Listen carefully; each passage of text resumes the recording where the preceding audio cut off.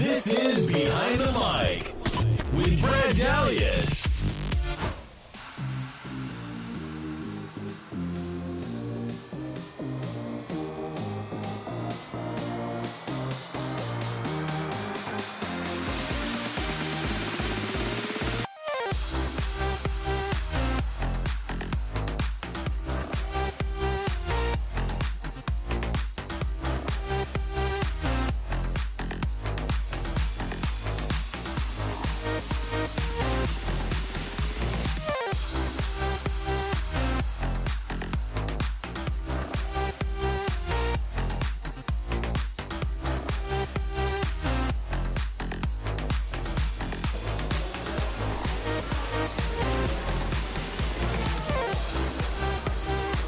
From Kings Cove inside the Toyota Sports Center here in El Segundo, California, Brad Dalius, Keith Jackson behind the mic on a Thursday night for the first time. We're excited to be here inside the official training facility for the Los Angeles Kings.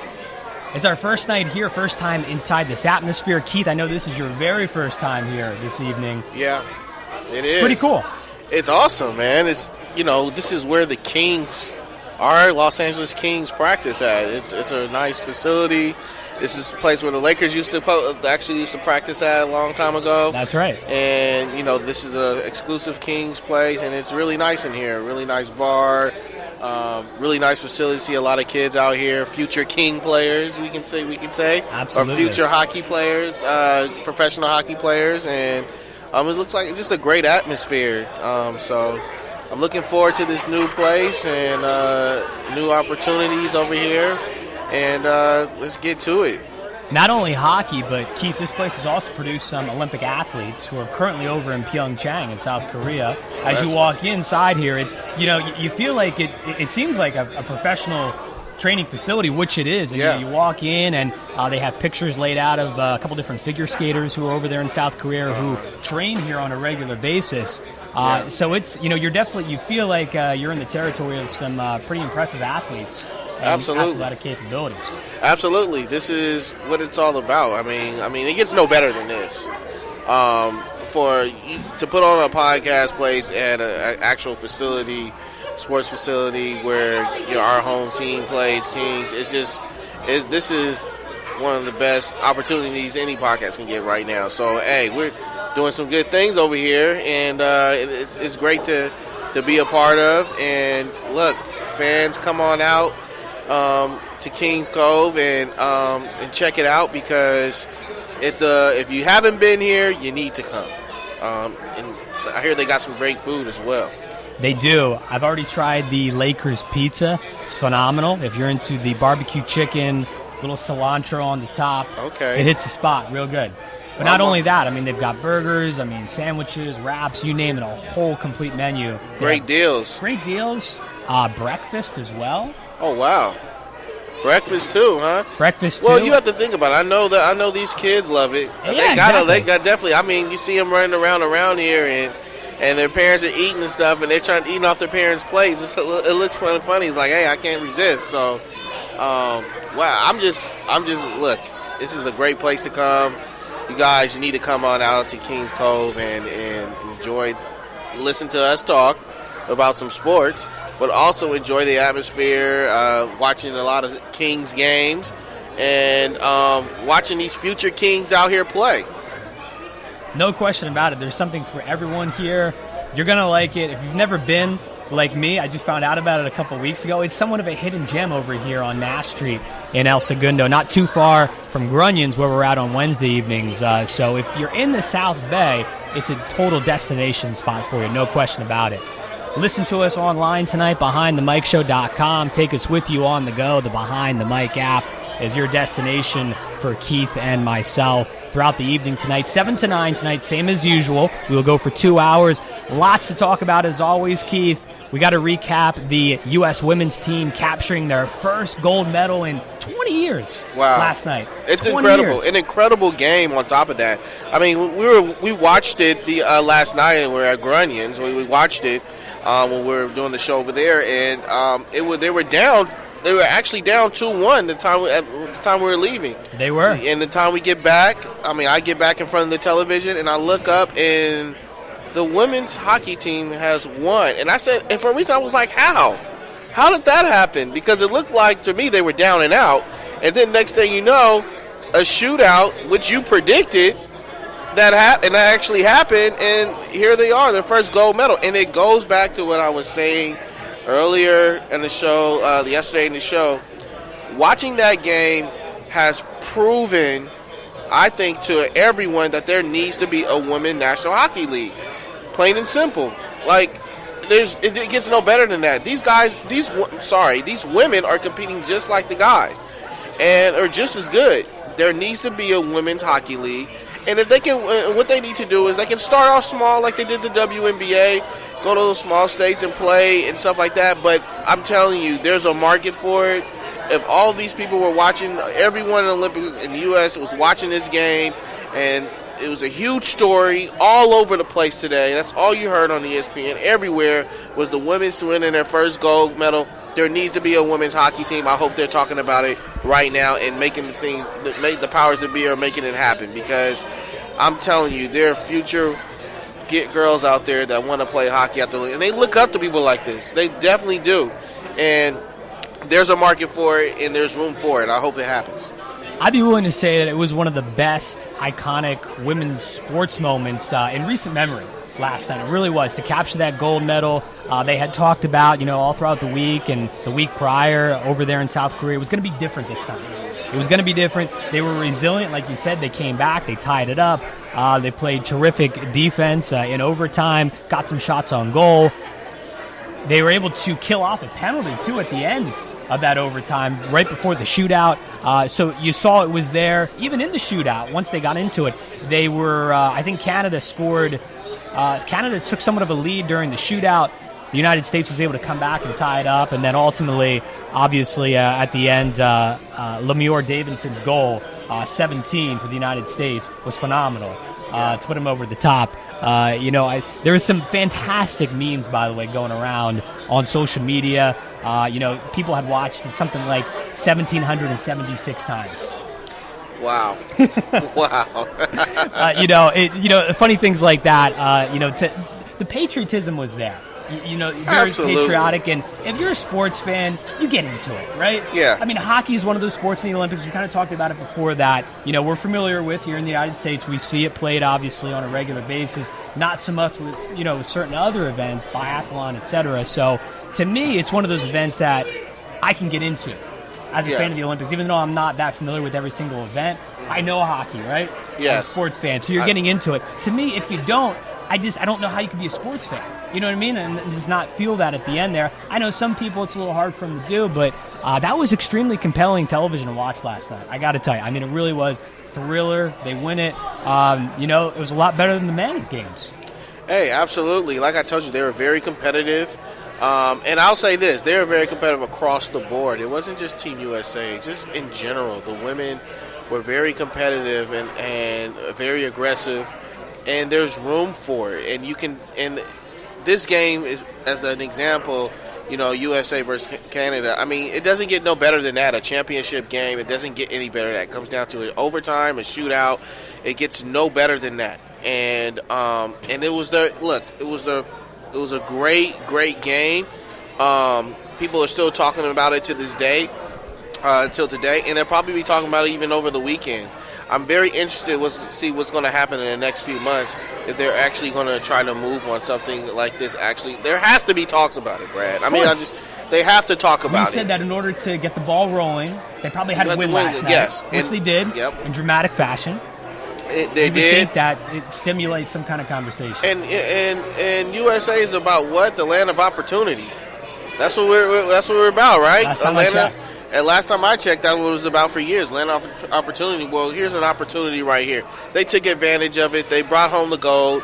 It's time to now return the favor and bring a market of women's National Hockey League into the USA. So hopefully it happens. I'm excited for. I'm excited for them. I know. Well, what's hilarious? They won. I saw this. There's a video footage, and the way they celebrated in the locker room with the gold medals with beer in their hand, chugging beer. It's hilarious. You got to watch it. As I see on TNG Sports, they actually were the way the girls are celebrating. It's just like the guys do. Like when they go and chug beer, and all, it was the same way. And it just shows you, like, you know, guys, girls, the women can do just as many things as the guys can. I mean, and some of them are even better. You know, so it was great to see it. It was great to see them win. I know I bet you a lot of these King players, I bet you this place was probably packed watching that game. No question. And it's great to see that actually happen for this. So I'm happy for the women's hockey team winning the gold, and hopefully just something can happen out of this, and it's not just history. You know, it needs to be more than history to me. So hopefully something happens soon. Great show coming up for you tonight here live from Kings Cove, our debut broadcast from this fine establishment here inside the Toyota Sports Center. We're going to be chatting tonight around 7:30 with Mark Gubisa. He is the official color analyst for the Los Angeles Angels of Anaheim. Got the Kings on my mind, Keith. He's going to call in tonight. He's an awesome guy. He used to pitch in the major leagues for the Royals and also for the Angels in the late 90s as well. We're going to get his thoughts on how the Angels have looked so far in spring training. They're going to officially start their games tomorrow down in Cactus League play in Arizona. We'll talk about Shohei Ohtani, get his thoughts on this modern-day Babe Ruth, if you will, Keith. Modern-day Babe Ruth. Modern-day Babe Ruth. He's going to pitch. He's going to make his debut on Saturday for them. And he plays outfield as well. So everyone is fascinated to see how they kind of lean him into Major League Baseball style of play. That's a huge shoe to fill. To call it the modern day Babe Ruth right now, like in the sense of he can play two ways. Yes, but now as far as putting up stats like the Babe, I don't think we're ready to go there yet. Yeah, I don't know if we can say that, but the modern day Babe Ruth, I'm excited to see what happens with this kid. So I'm definitely interested to hear about him because that's some big shoes to fill. I mean, I know baseball, and Babe Ruth, when you talk about Babe as the Sandlot used to say, the great Bambino. That's right. Yeah. You know, that's a big shoe. That's a big shoe to fill. So I'm interested to see what happens. Let me ask you this. Do you think there's a lot of pressure on the Angels this year? Do you have a sense that it's more pressure than the Dodgers? Well, I say that, yeah, more pressure than the Dodgers winning the World Series. No way, because this town bleeds blue. And, I mean, the Angels are down there in Anaheim, but we know the Dodgers dominate L.A. As someone who's not originally from here, you know, just kind of during baseball season, all throughout the year, really, what do you see for baseball caps? Dodgers. Everywhere. It's such a Dodger town. You don't even really get the sense of the Angels unless you're strictly in Anaheim.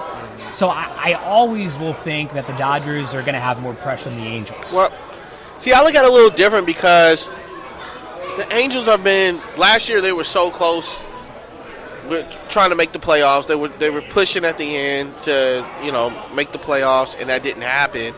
And I think there's the pressure there in that bullpen that they got to make the playoffs this year. I think it's a huge deal. If the Dodgers the Dodgers to me overachieved last year. They overachieved. We were just talking about them getting overachieved last year. Well, yeah. Let me tell you why. I think because last year they were just supposed to make it out the first round. That was the whole talk about the Dodgers.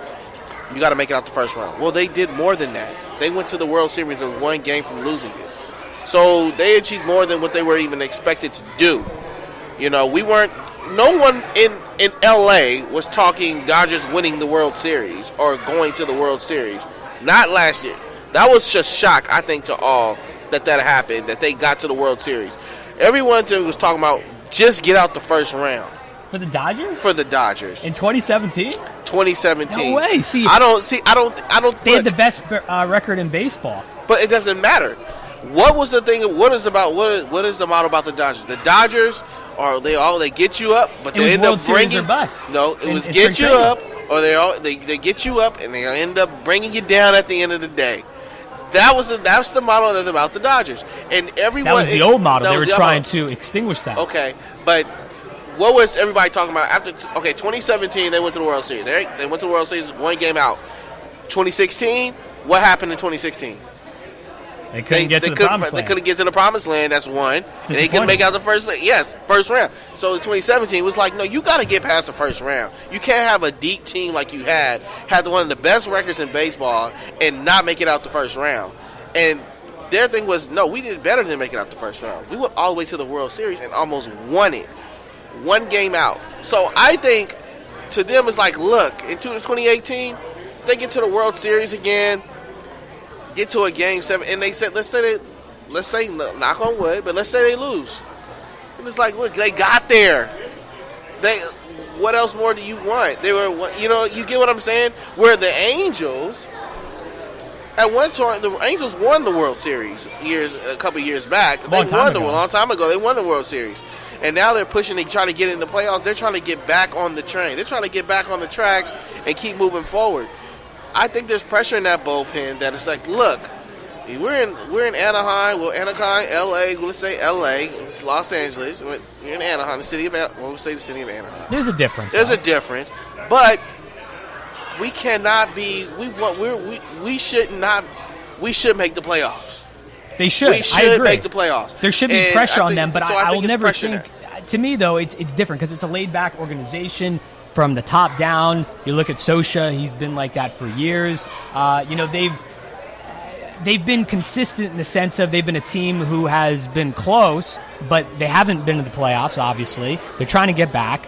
I think they're feeling a little heat. That's why they signed Ohtani and heavily pursued him. They got him in there now. They've got the best player in baseball, arguably, in Trout.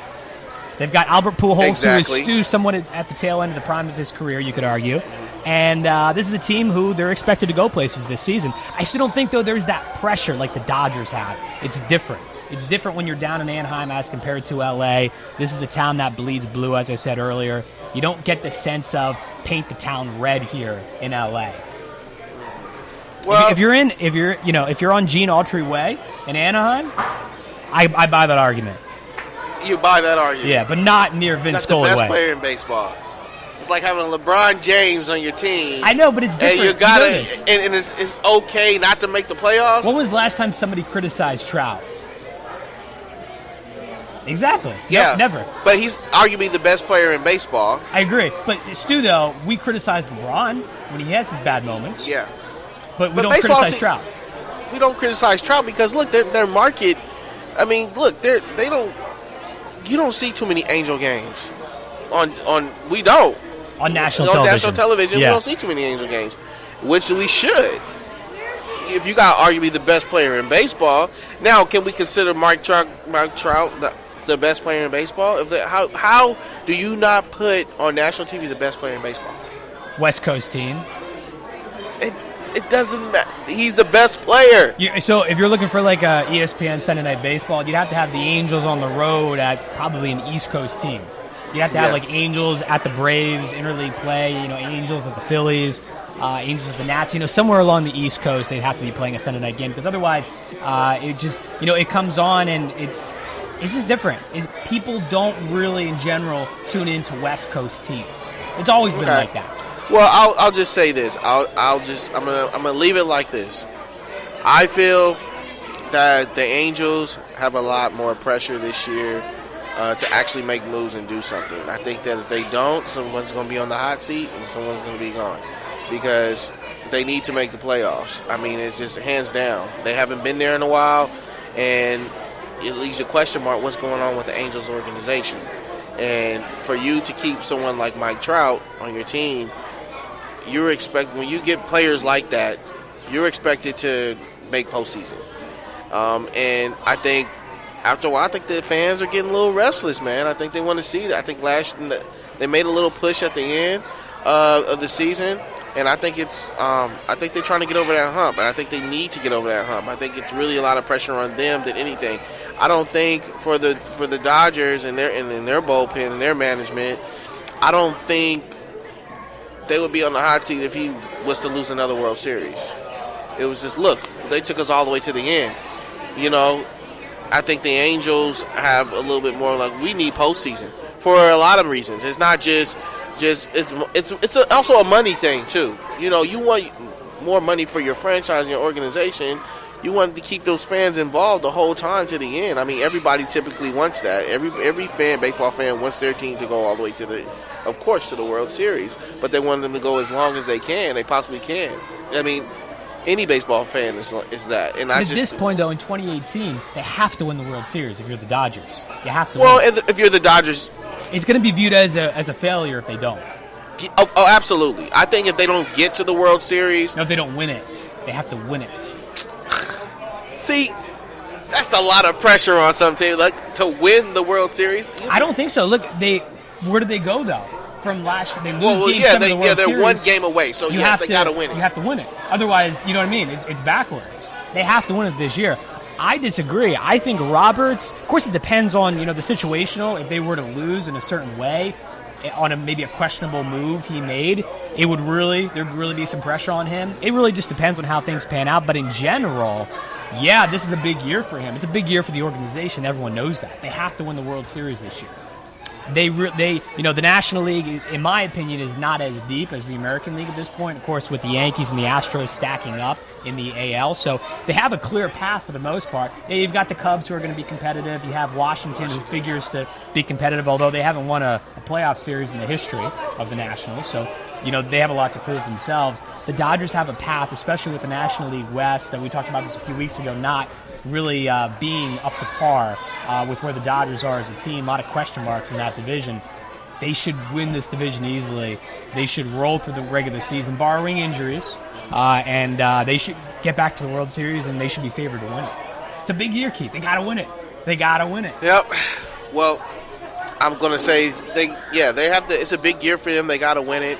But I also think it's a big year for the Angels. They have to get into the postseason. I mean, it's a must. You haven't been there in years, and it's been quietly kept. But hey, I mean, I'm sure it's been a talk in that management that we got to make the postseason this year. And we could talk to Mark about it when he calls in as well. He's got the pulse of the team. He's with them on a day in and day out basis. Him and his counterpart, Victor Rojas. Great announcing team, by the way. We could talk about this with him, but the two of them have done a really nice job for quite a long time now over on Fox Sports West. Okay. Well, I'm really can't wait to actually listen to what he has to say, because that's the question I actually want to hear from him. Does the Angels, do they feel that they have a lot of pressure on this upcoming year? Because, I mean, when looking at it, it's just, I see that I think they do now. I think that this is an important year for them to make the playoffs. So, and you would just like to see that for the city, like Dodgers, Angels, both in the playoffs. Like, you want to see that happen, and it was close to coming from. That's what I'm saying. It was close from happening this past season.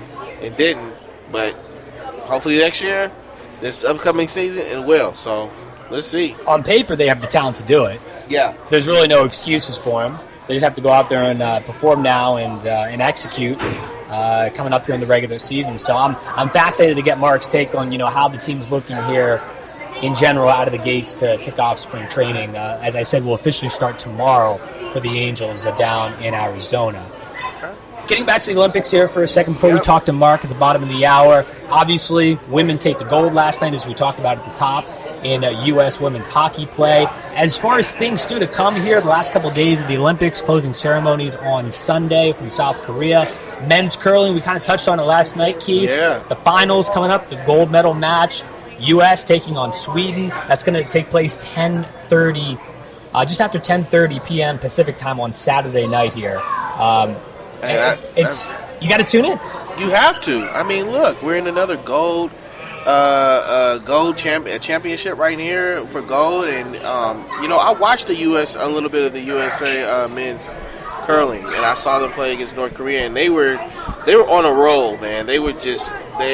It looks like they just went through everybody and easy. They have a certain scheme how they do things and play. I mean, in curling, when I was watching curling, I was like, how do they get that puck? Was an enormous puck, it looks like to me, and to actually stop at a certain point, and when they're sweeping in and things like that, I don't know. It blows my mind. It really does. Yeah. But it's a technique. It's a technique you have to have. And for them to get all the way to the gold medal round, and it's great. It's great for the country to see that. Canada was, I believe, they were the 3. The USA was the 4th seed, I believe, and Canada was the 3 seed. So they upset them, and hopefully, I think Sweden was actually the 1. Are they the 1 seed? I believe they were the 1 seed. So 1 against 4. Shoot, I'm gonna take my chance with the USA. I think they can do it. Trying to claim another gold medal for the United States. I mean, besides curling, you've got bobsledding. A lot of bobsledding still to go on Friday and Saturday, late afternoon Pacific time here in LA. We've got the open 4-man competitions taking place. It's a good time to catch up on bobsledding. If you really haven't seen a lot of it during these games, the next couple of days is the opportunity to do so. I just say in general, I think you need to you're now at the tail end of the Winter Olympics, and we're in the final round right now of they're doing the final round of figure skating's coming up, and I think Friday, right? Or Saturday. I believe it's Saturday. The final round's coming up. It's a lot of pressure on these athletes, and it's really interesting to see how they really perform. And this is at the very end of it, because some of these athletes, they're not going to ever get this opportunity again. So it's great to see how they really go out and what they do, because some of them this is their last time they'll be able to do what they do. So it's really exciting to see. You can really see how they really perform, and how they really play, how they really attack their event. So I'm excited just to watch it in general, all the stuff from the figure skating on to the curling. So it's going to be a great time if you got to tune in now. And then for the USA, if you're out here, you got to watch those gold medal rounds. You just have to. You got to support them. So I can't wait. And me personally, I haven't seen a lot of the bobsledding. I know you Keith, have seen a little bit of it. It's been good. It's really been good. It's it's interesting when they're going down there in the bobsledding and how fast they're going and how the control you have to be. I start to see how they lean in, and you have to lean into turns and things like that. But there's been a lot of dangerous things going on too, a lot of wipeouts and really scary moments that have been going on in bobsledding. And we mentioned a week ago about one of the athletes. For USA, she wiped out and hurt her back really bad. I think it was Sweeney's or something like that. And so, it's a very dangerous sport. But I mean, these athletes are getting after it. Bobsledding is actually, I remember Lolo Jones was doing bobsledding, and she didn't do it. I'm interested why she didn't do it this year, but she was a track athlete that did bobsledding, and just the things that she was talking about bobsledding athletes, that she had to get 10 pounds. She had 10 pounds bigger, and her legs, and squatting more, because you use your legs a lot more for the speed to jump in there and actually control the bobsled.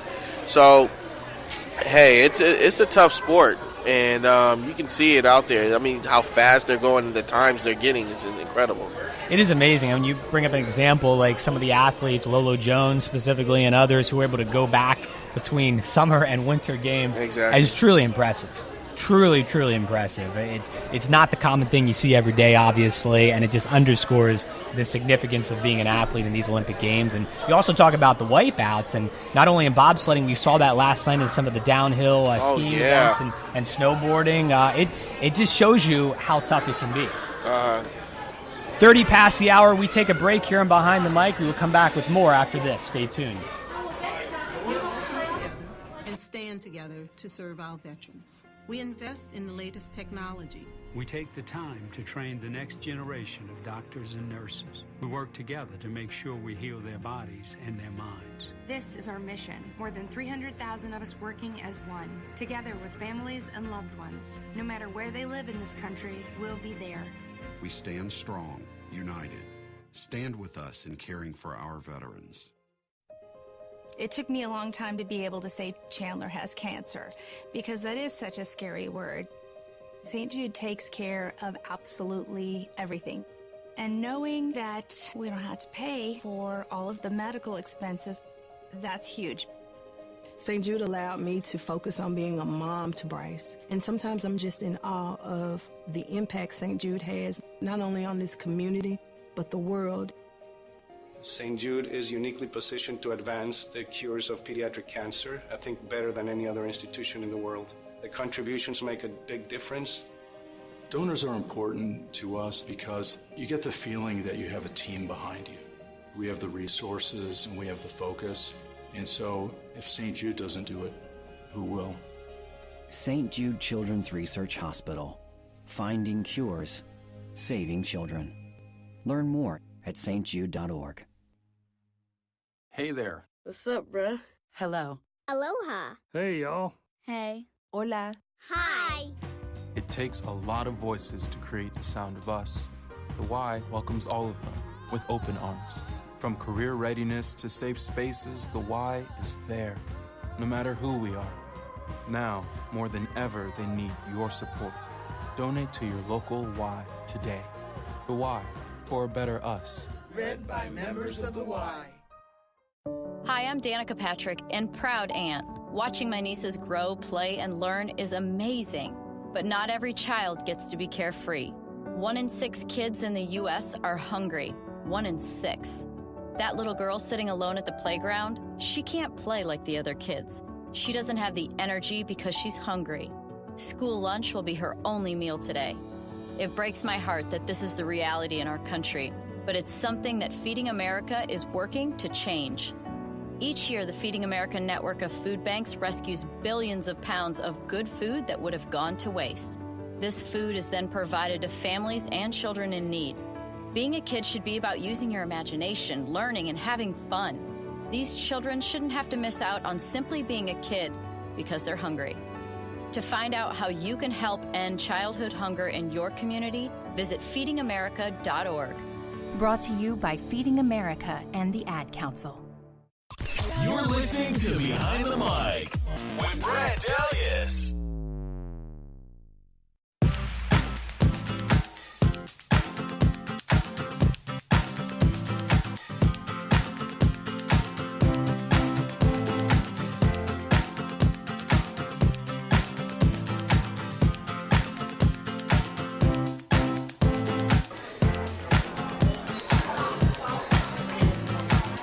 Welcome back to Behind the Mic, live inside Kings Cove here at the Toyota Sports Center in El Segundo. Brad and Keith hanging out, our debut broadcast from this fine establishment, having a great time. We're now joined on the line by a very special guy. He is the official color announcer for the Los Angeles Angels of Anaheim, doing a great job over on Fox Sports West. He's getting ready for spring training to begin. The Angels will do that starting tomorrow down in Cactus League play. As we're now joined on the line by Mark Gubasa. Mark, how you doing today? Thanks so much for coming on the show. Hey, how's everything going? It's an exciting time for the game ready to start tomorrow there, whether it's Cactus League or Grapefruit League. So baseball's ready to roll.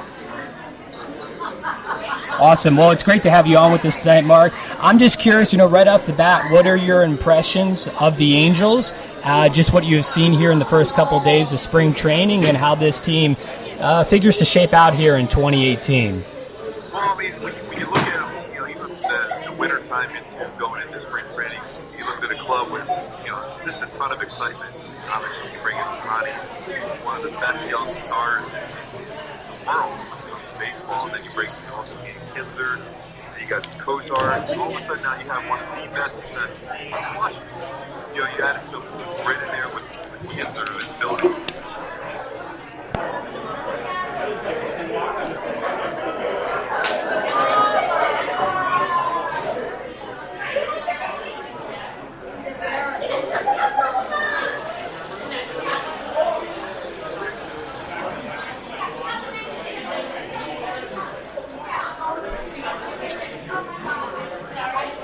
No question about it. My co-host Keith and I were talking about how there's got to be some pressure on this Angels team this year to perform well and to get into the postseason. They've been close here in years past, but with bringing in Shohei Ohtani here in the offseason, which we'll get to in just a second, and some of the other moves the team has made, it seems that there's some pressure to make the postseason this year around.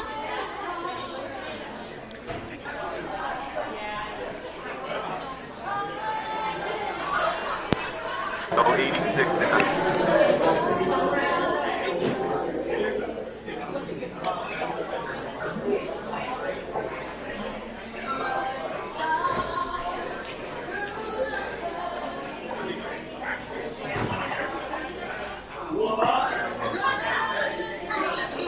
Hey,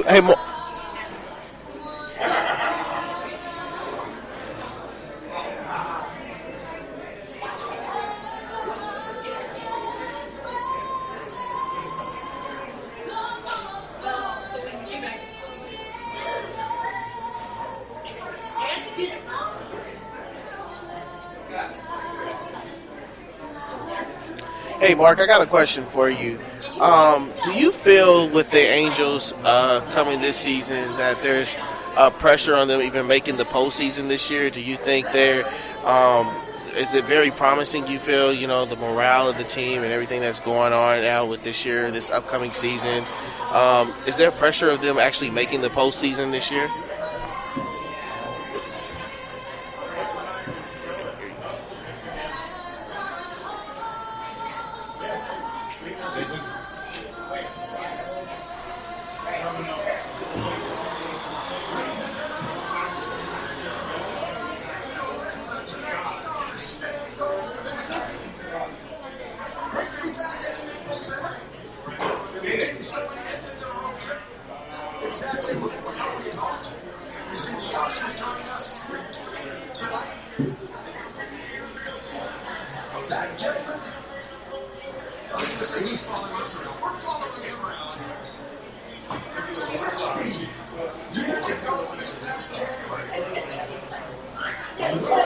We're talking with Mark Gubicza here on Behind the Mic, the lead color analyst for the Los Angeles Angels on Fox Sports West.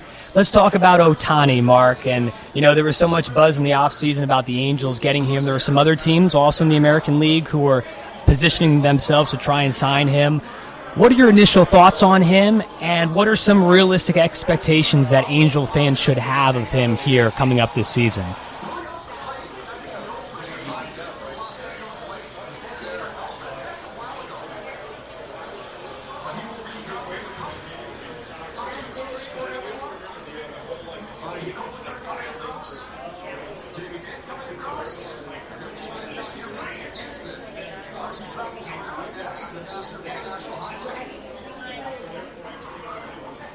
It's just great to see every single time he stops by. That positive attitude can be infectious. It really can. Contagious. It spreads around. Really does a great job. We thank him once again for coming to Los Angeles Staples Center. The matchup involved Toyota will close. It's first or so. The Dallas Stars using on the season. And of course, with the Trailblazers in general, we have a new backup tonight. Jack Cancel. A lot of changes going on for nothing top scoring function.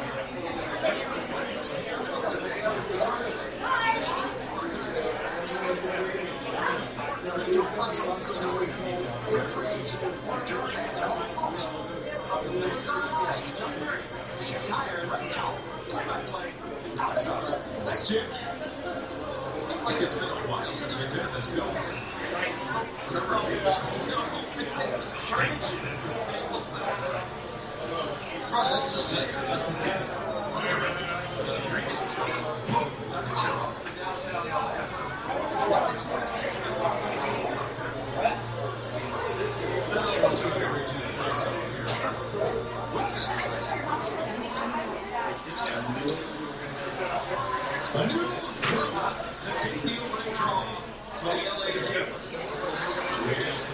I mentioned at the top of the show tonight that, and you've heard this talk about in general with the media, Ohtani, somewhat of a modern-day Babe Ruth. This has got to be really exciting, Mark. I mean, when you think back to it, going into a season with a player, it's his first year in the major leagues, are you as excited to cover him as you've been maybe any player in recent memory? Just because, with all the hype.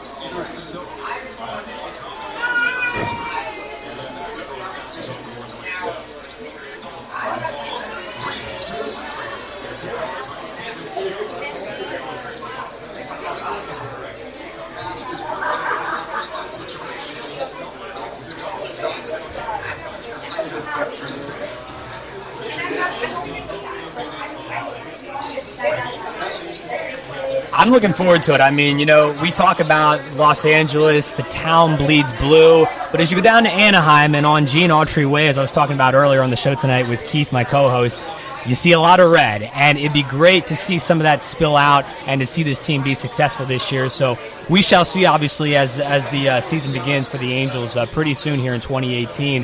How do you prepare personally, Mark, for a brand new season, spring training coming up here, just like the players and the managers and everyone else on the team? You yourself and your counterpart, Victor Rojas, have to get into somewhat of a rhythm here coming up. What do you do to prepare from a broadcasting perspective for these games?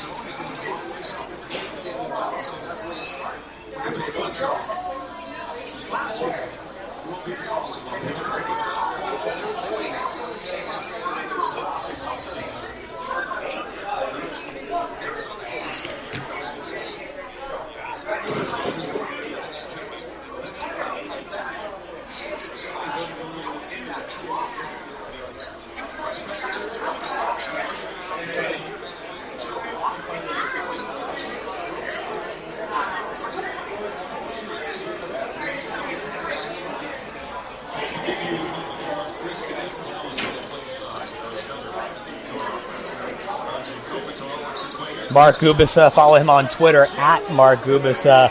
Having a lot of fun chatting with him tonight, talking about this upcoming 2018 season for the Angels. As you look ahead to this season, Mark, guys like Mike Trout, who you mentioned before, Albert Pujols, who's somewhat at the twilight of his career, late prime, if you will. What do you expect this season from the core of this offense? Can they be up there with some of the better offenses in the American League?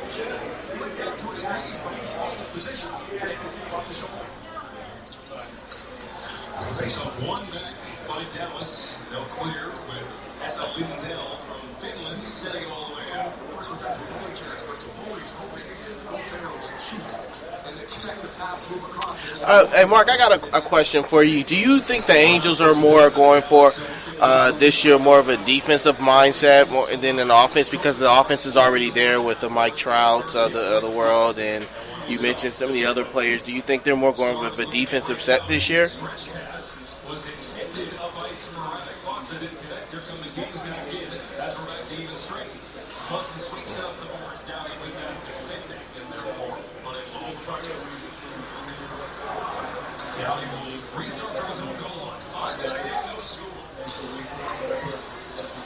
Here's center, rather, that is Reader, the new King. Career high 16 goals last season. Cut off at center allows Vinatieri to come in. Charge shot. Got shut down by Thompson. Swanson in to start the clear. Thompson down the right side. Dumps it in. That will be King. Gives the corner on to Thompson. Scatters back to his feet as Foley loses an edge in front of his net. Forward now, here goes. That pass intended for Edge. And from the lead, here comes Kelly. He goes out for Dallas. He's stopped in all the way. But he couldn't clear second. Line pass. He could have had much more damage with that pass. But elected to make it flashy. The Kings iced him up here. They face off. Catch him on Fox Sports West all season long for all the Angels games. Again, he is the color analyst for the Los Angeles Angels of Anaheim, Mark Gubasa. Hey, Mark, congrats on your Philadelphia Eagles for finally winning a Lombardi trophy. I know you're super stoked about it.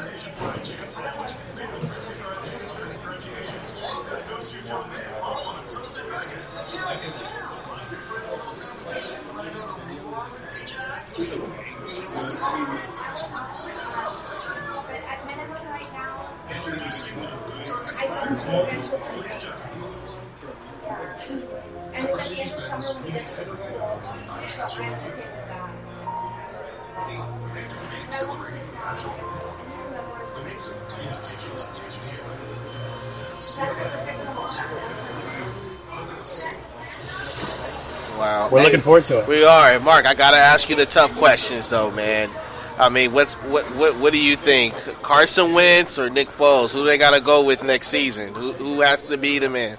You got to go with Carson Wentz, huh? Whether it's on skates or sleds, in living rooms or in speakers, on a neighborhood street or the world's most famous arena, hockey is more than a game. It's a community and family, inspired by a sport. And we believe our sport and communities are stronger when we embrace and celebrate our differences. When it comes to hockey, dedication and passion are the only requirements. Oh, okay. That's interesting. I agree. I like the answer. I agree. Carson Wentz is the future. Like you said, though, Mark, Nick Foles will forever live as a hero and a Super Bowl MVP in the city of brotherly love. So awesome stuff.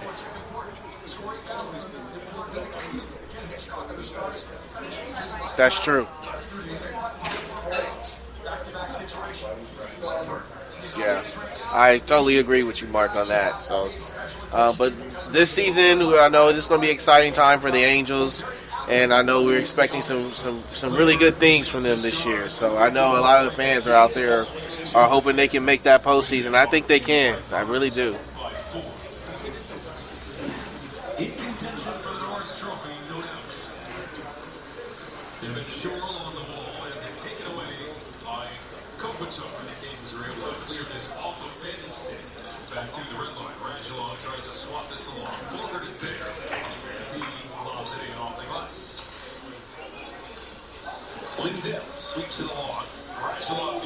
Mark, thanks so much for the time tonight. We really appreciate it. Best of luck to you and your counterpart, Victor, up in the booth this season. We know you guys are going to do great. Thank you. Absolutely. Thanks, Mark. Take care. And there he goes, as I said, the official lead color analyst for Fox Sports West, LA Angels games, Mark Gubasa. Always a fun time chatting with him. I got a chance to meet him in person over a year ago at an Angels game, and really great guy. I mean, he was a good player. He won a World Series in the 80s with the Kansas City Royals, then played for the Angels for the rest of his career into the late 90s. So great player, and then he's turned into a really good broadcaster as well. Has the pulse of the team, knows what's going on. Absolutely. I mean, it gets no better than that to get him in there and actually get some insight on what's going on with the Angels. But like you said, man, he said it clearly that, he's expecting the Angels to actually make the postseason, and I think they're all due around there. So it's going to be exciting for all of us to tune in and watch, and I can't wait, man. Tomorrow's the official first day of it. As I said, they will play their first spring training game tomorrow down in Cactus League play in Arizona. We're going to take a break here. We'll come back. We're going to talk a little NFL. I want to talk about Kirk Cousins and some possible landing destination spots for him as we come closer to NFL free agency beginning next month in March. I also want to discuss tonight Adam Vinatieri signing a one-year contract with the Colts today to come back for his 23rd year in the league, Keith. 23rd. I want to touch on that. I want to talk about some different professional athletes who have played 20 years or more in their career. So all that's coming up here tonight on Behind the Mic. We will do a little raffle later on this evening as well as we roll along live from Kings Cove inside the Toyota Sports Center in El Segundo. And stand together to survive. We invest in the latest technology. We take the time to train the next generation of doctors and nurses. We work together to make sure we heal their bodies and their minds. This is our mission. More than 300,000 of us working as one, together with families and loved ones. No matter where they live in this country, we'll be there. We stand strong, united. Stand with us in caring for our veterans. It took me a long time to be able to say Chandler has cancer, because that is such a scary word. St. Jude takes care of absolutely everything. And knowing that we don't have to pay for all of the medical expenses, that's huge. St. Jude allowed me to focus on being a mom to Bryce. And sometimes I'm just in awe of the impact St. Jude has, not only on this community, but the world. St. Jude is uniquely positioned to advance the cures of pediatric cancer, I think better than any other institution in the world. The contributions make a big difference. Donors are important to us because you get the feeling that you have a team behind you. We have the resources and we have the focus. And so if St. Jude doesn't do it, who will? St. Jude Children's Research Hospital. Finding cures. Saving children. Learn more at stjude.org. Hey there. What's up, bruh? Hello. Aloha. Hey, y'all. Hey. Hola. Hi. It takes a lot of voices to create the sound of us. The Y welcomes all of them with open arms. From career readiness to safe spaces, the Y is there, no matter who we are. Now, more than ever, they need your support. Donate to your local Y today. The Y, for a better us. Read by members of the Y. Hi, I'm Danica Patrick and proud aunt. Watching my nieces grow, play, and learn is amazing. But not every child gets to be carefree. 1 in 6 kids in the U.S. are hungry. 1 in 6. That little girl sitting alone at the playground, she can't play like the other kids. She doesn't have the energy because she's hungry. School lunch will be her only meal today. It breaks my heart that this is the reality in our country, but it's something that Feeding America is working to change. Each year, the Feeding America network of food banks rescues billions of pounds of good food that would have gone to waste. This food is then provided to families and children in need.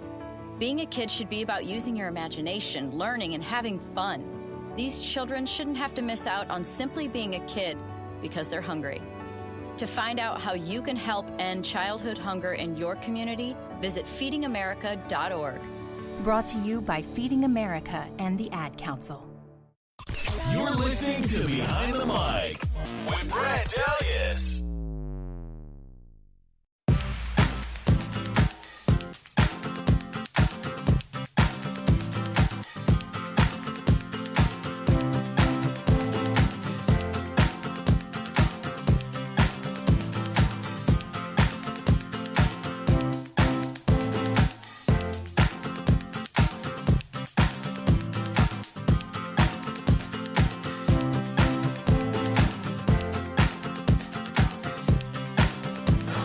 You got to do a PR. Welcome back inside Kings Cove. Behind the mic, Brad and Keith hanging out. We just got off the phone a little bit ago before the break with Mark Gubasa, chatted a little Angel spring training, a little Shohei Ohtani. He's excited about Ohtani. I am too, Keith. I mean, it's just not every day you see a player like this. And he's not just a pitcher with, he can kind of hit on occasion, as some pitchers do. He's not like that. I mean, this guy can legitimately hit the cover off the baseball. So this is going to be, I'm really excited to follow him in his rookie season in the majors. Yeah, I mean, I think it's something that everybody's going to keep an eye on. He makes it seem like, like you said, like he's one of the best players that's going to be in baseball. So I know he's going to get a lot of fans and everything's behind him. And, I think they're trying to, what it seems like they're trying to work him in slowly. I don't think they're trying to just give him the keys right away and just say, go. Which is good. Yeah, which is absolutely good. I think the Lakers should have took a note on that. With Lonzo. With Lonzo, right? But, I knew that was coming up. Yeah, I was going to throw a dig in there somewhere, but he's absolutely right. I mean, those type of players and stuff that you have, you really want to do. You want to take your time with them. You don't want to rush it. I mean, they have a lot of baseball to play and stuff, and you don't want to rush a player. You want to actually teach them the game, the flow of the game, how the game's played. I mean, these guys are playing 162 games of the season, so that's a lot on your body. And especially in his aspect, he can pitch the ball. So you're looking at a special player. He said, and look, they're going to work him in slow, which they should do. So fans, I mean, don't expect too much real soon, because they're going to work him in really slow is what we're hearing, and that's good. That's a good thing. It's a bright. Angels like to have a bright future ahead of them, so we'll see. When you go through somewhat of recent history with players coming over, from some of the Asian countries, you think of Hideki Matsui with the Yankees. You think of Tanaka pitching for the Yankees currently right now, and those guys have been somewhat successful because they haven't been given the keys. Yeah. That they've been asked to just be a part of what's going on, not the main centerpiece of what it could be. But Tanaka, it seems like he eventually could be the centerpiece. But again, like you said, Keith, why not just kind of let him get his feet wet at his own pace, and we'll see where it goes after that. Yeah, I'm totally with you on that. I mean, Major League Baseball is completely different from where he came from. It's a difference. It's a big difference, and you just don't want to just throw him in the fire and just say, go. Those are the type of guys you want to work in slow and then let them understand the pace of the game and how it's played, and go from there. It's like, remember Yasiel Puig when he first came into the league? He was just knocking balls out the park, left from right, and then when you start to notice he had like a slump. Then there was one slump where they actually brought him down to the minor leagues to play in the minor leagues to kind of get him going. And, so they tried different things. I think they gave him the ball too soon, but he learned the game where they were patient with him. And I'm glad the organization was patient with him and kind of, instead of trading him away, kind of just patient with him and let him get his feet wet. They start to work him in slow. They kept him, and he actually did really well this past season. So, I think the Angels are not going to make the mistake by just rushing someone in, because these are Major League Baseball players. Once they get your timing down, that's it. You gotta. There's other angles and ways you have to go about being successful in the Major League Baseball. So, in this aspect, I think they're doing the right thing and doing the right move. So, it's going to be interesting to see. Just past 8 o'clock here, Pacific time, El Segundo, Brad and Keith hanging out behind the mic, Kings Cove, our debut broadcast from this sports bar inside of the Toyota Sports Center. It's the official training facility for the LA Kings. It's over on Nash Street in El Segundo. If you haven't been here yet, you're missing out because the place has a lot to offer with the sports bar. Great menu, as we talked about at the Open tonight. Plenty of drinks as well. Lots of different specials going on. And it's a great place to, kill some time as well. If you have, a kid who's involved with hockey, one of the leagues here, you can kind of hang out along the side and take in the action while you enjoy some of the food and some of the drinks here. Everything kind of complements each other well. It does. And then you have 2 ice skating rings. You got one, you look both ways, and you just have ice skating rings on both sides. It's just it's a perfect atmosphere to be in and involved in. And I mean, like you said, great food. Here we got a great happy hour too, so excited to see that. And it's like people right now, you look at it, they're having a great time. Even kids, you see them running around here, looking at the other players play and stuff like that, probably waiting for their time to get on the ice. And what way? And this is to me, honestly, I have a kid, and that would be great. They plays hockey, and I can come here to the bar and actually watch him and watch a game and have some great food. I mean, it's the best of both worlds. And then the kid, when he's done, hey, gotta have some little dinner. Have some dinner for you before you go home and go to sleep. So why not? Why not? It goes together like peanut butter and jelly. I mean, it really works out well. So definitely come on over if you haven't done so. It's somewhat of a hidden gem over here in El Segundo, the South Bay portion of L.A. I want to talk a little NFL offseason now. Kirk Cousins, so much speculation, trying to figure out who's going to sign him, where's he going to go once the official free agency signing period begins. I think, I'm going to give you my take on this, Keith, where I think he's going to go. Okay, give it to me. I think, because we all know he wants to get paid. Yep. He wants to be treated like a top-tier quarterback in this league. Yep. A team who can afford him to pay him a lot of money, I think the New York Jets make a lot of sense. The Jets are a team who are in desperate need of a quarterback. They have to get the quarterback position figured out this offseason if you're the Jets. You have to do it. And this is a team who has talent on offense and defense, but they've been missing the quarterback. Not to mention the fact that they're $100 million under the salary cap. They have all the money in the world to spend. He wants to get paid big-time money. But he's Cousins to the Jets. I like it, but Cousins, you're really not a big-time player. He thinks he is. He thinks he is, but he's not. But I don't think he's deserved. I don't think Cousins is deserving of that. I'm sorry. Like, there's other players that you're not getting more money than Nick Foles. Nick Foles just won a Super Bowl. You're not even, to me, like Kirk Cousins is not the priority. If I look at it and you look at players right now, quarterbacks, Kirk Cousins is not the priority right now. The priority is Nick Foles. Now, I'll say this. Is New York Jets a big market right now? You're in a big, huge market in New York? Of course. I mean, they're the little brother to the Giants, though. Let's just be straight. Even though the Giants sucked this past season, the Jets are still the little brother. Let's just be real about it, you know? It's like when the Clippers were up top and they were making the postseason, the Lakers were sucking. Well, they're still doing that. They're still the big brother for the Clippers, you know? So, look, it's a great team, great organization to go to. They do have the most promising and the most talent. But I'm going to go say this, and I'm going back on a limb, and I'm going to say it like I've been saying it all year. Arizona, you want to be the face of the – and this is Kirk Cousins. Not just getting paid. I want to get treated like I'm royalty and I'm the face of the organization. New York Jets is going to get a lot more players that will be a face of the organization than want to see. Kirk Cousins, the name alone, yes, people want to see that, but he hasn't done much. He really hasn't. I think deserving of that. Honestly, I think a good place would be, like I told you before, I think it's Arizona because, yeah, it's a smaller market. That's the problem with Kirk Cousins. Kirk Cousins went to a place, Washington's a semi-big market, and they're expecting big things to happen, and it didn't happen. You need to go more to a smaller market, grow, get your growth up, get a couple of championships, get in the playoffs a couple times, possibly make a threat and be the face of the organization. And then get your money, but he's not deserving of all that. I'm sorry, no. Nick Foles priority. Kirk Cousins, you're second. You're maybe second. There's a lot of. You know what? I'm gonna go on. He's not even second.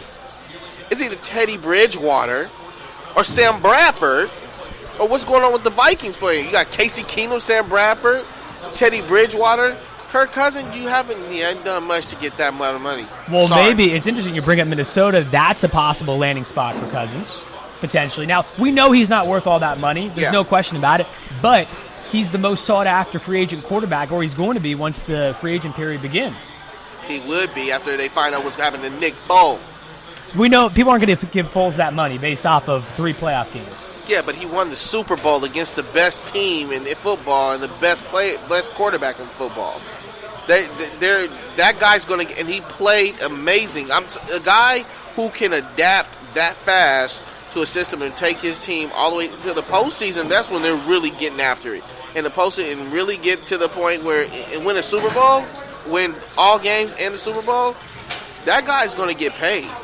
He's going to get paid. Nick Foles is a quarterback that's going to get paid in this league. He's now in the club of quarterbacks who've won Super Bowls. Not a backup quarterback like Jimmy Garoppolo got.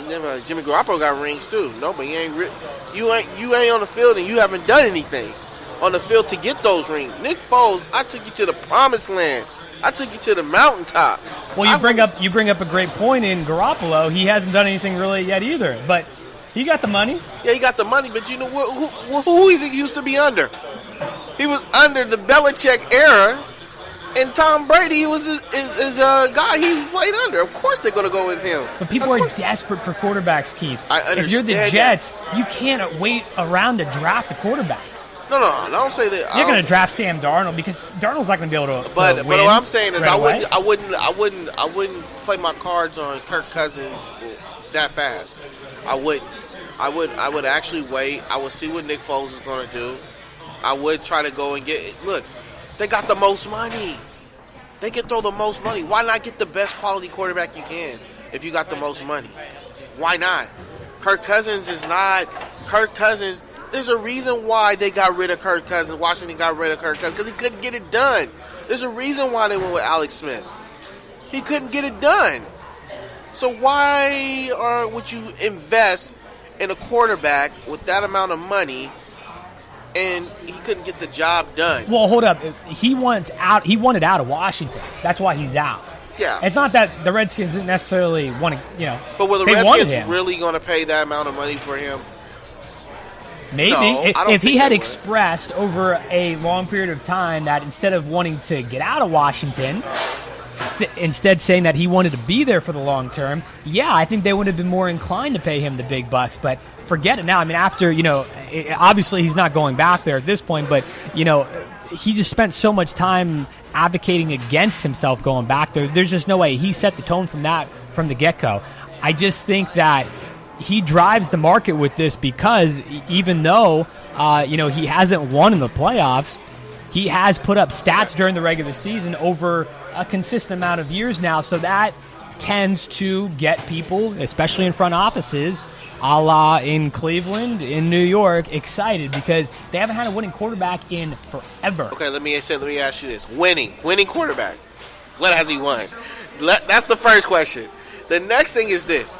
Is he in your top 5 quarterbacks in the NFL? No, but it doesn't matter. Okay, is he even in the top 10? I'd have to think about it. Yes. No, probably not. Man, borderline. Okay. Borderline. But it doesn't matter. It does matter.